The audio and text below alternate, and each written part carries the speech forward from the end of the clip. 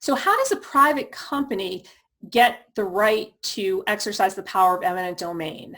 That's a question that I am frequently asked, and for those of you who are attorneys and took con law, or even if you just took an ordinary high school civics class or history class, you probably remember that the Fifth Amendment of the Constitution states that private property shall not be taken without private property shall not be taken for public use without payment of just compensation.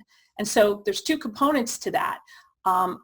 Property can be taken by the government if there's a public purpose, if it serves a public need, and also if the landowner is compensated for the taking.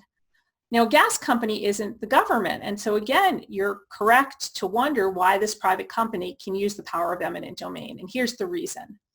So as I said before, under the Natural Gas Act, a company that proposes an interstate gas pipeline that's approved by FERC, the commission has to find that it serves a public purpose. So a company that is just building a pipeline, for example, just to serve its own factory and nothing else, that's not going to be able to exercise the power of eminent domain. That's clearly not a public purpose. But a company that's building a pipeline that's going to transport gas that will serve communities throughout a state, that is deemed to be a public purpose. It's serving the broader public. And so when FERC issues that certificate, it has to make the finding that this pipeline is serving a public use. That's how the pipeline is able to exercise eminent domain, because once it's been determined that the pipeline is serving a public purpose, at that point the government is permitted to delegate its power of eminent domain to the company.